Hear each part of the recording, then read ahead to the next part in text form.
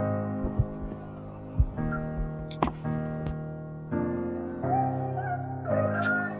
my god.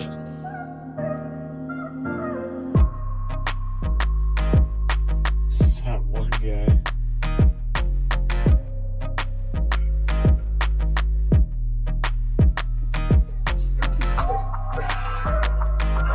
Yo, what is up YouTube, man? I have talked a lot about the glitch 6'9" build as a very tall lockdown defender, in Pro-Am as a backside defender or as the primary lock. But what I have not talked about enough is this build as a small ball center in the park. There might not be a better build to play at the big man than the glitch 6'9". I mean, you look at the defensive stats, you have everything you need to hang with tall centers. You got the rebounding, you got block, you got steal, you got interior, you even got super high perimeter defense if you end up playing somebody that's kind of moving around on the perimeter, dexing around. You don't have strength on this build. You could have it if you wanted, but the vertical more than makes up for it. And not only do you got the defense to hang, you have all these options on offense. You got contact dunks, the playmaking, the shooting. You see the takeovers you have. You do get glass and rim protecting takeovers, so I always put that on when I'm playing as the big as this build. And when it comes to defensive badges, like I've said, I've talked a lot about the potential as the lockdown, but you got great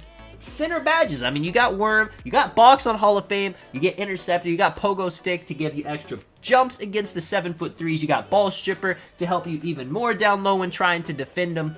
The real question is, can this build hang with 7'2", 7'3" centers in the park? And not only that, is this maybe the better option to have in the park to play the 3?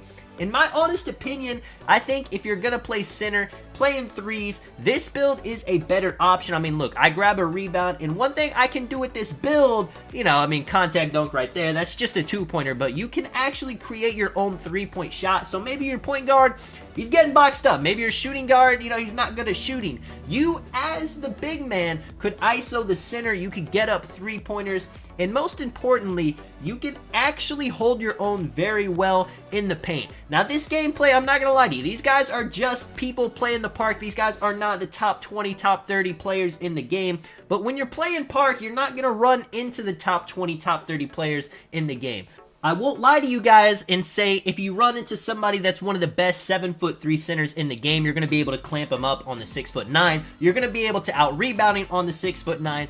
But against 95% of people who will have a tall center in the park, you can definitely get the rebounds. You will have to work a bit harder at it being a 6'9", 6'10" build. You'll have to make sure to get the box out. You'll have to have IQ. You'll have to get to your spot. You'll have to, you know, secure the rebound. You're not just going to be able to go down there, jump against them, and out-rebound them that way, but you can definitely make it happen right here. When centers are backing you down, I'm not going to lie, it's tough. You got to time your jumps right. That's why I like to have Pogo Stick to bail me out a little bit. I like to have Ball Stripper. I like to have Pickpocket on. Check this out. A little step back. I end up missing that. I love taking those shots against the centers. They do have a hard time guarding it, but it's going to happen a lot. They're going to post you down. They're going to think you're small. I was rocking the skeleton mascot for a little bit while we were running. Look at this, man. Glass cleaning takeover. That is one reason I do like to have one of the glass cleaning takeovers on. It gives you that super ability to where normally the 7'3" is going to out-rebound me when we're just trying to jump for the ball. But when I got the glass cleaning takeover activated, it is a whole different story. I would recommend running See the Future if you're running as an undersized big. That way you can run to where you know the ball is going to be, and you can actually beat the center there. You see Zeke throwing some bounce lobs. We are having a good time. And overall, I think you will have more fun playing as a small ball center. Something like my build right here, where you can get some contact dunks, you can dribble if you want, you can shoot consistently, and you have the great defensive stats. You know, you're not going to be taller than most centers you play against, but you actually will match up well against a lot of people because people do be running 6'7", 6'8", 6'9". If you have one of those tall mascots, you can actually throw that on and make you, look at this, man, steal, coming down to the other end, stop and popping. You're not going to see a 7'3" center do that too often, blocking people when they go to the paint.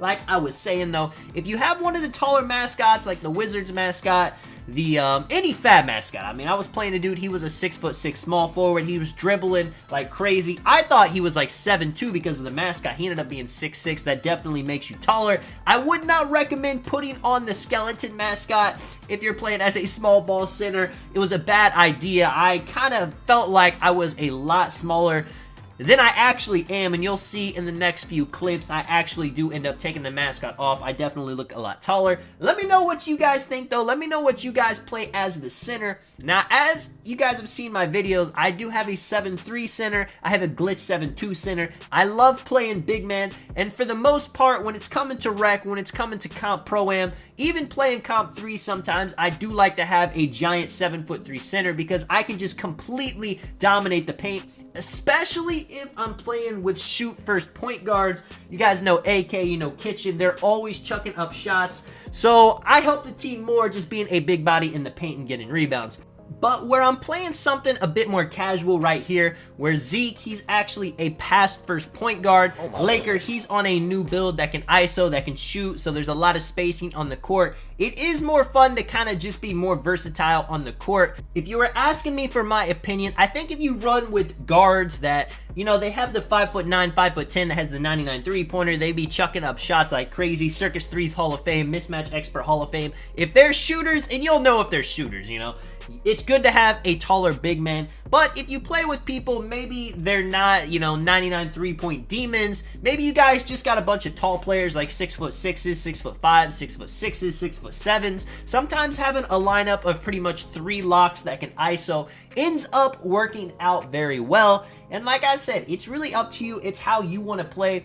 If you like playing as a small ball center, you can definitely get it done no matter who you're going up against. I said it will be tough to play against, you know, the best players in the game at 7'3", but it's the same situation on the other end. Even if you do end up running against a huge 7'3" center who's beating you on the boards, you can make them pay for it. The glitch 9 is just such a great small ball center for Park 3s. I will say the only build that might be better is that glitch 6'10". Unfortunately, I wasn't able to make one, but if you did make it to the end of the video, let me know in the comments if you made that build. I think I have ran into people playing with it, and I don't know, that 1 inch, 6'10" compared to 6'9", it looks more significant than it should for sure. Let me know if you guys enjoyed the video, man. This is Tonic. I will catch you guys in the next one.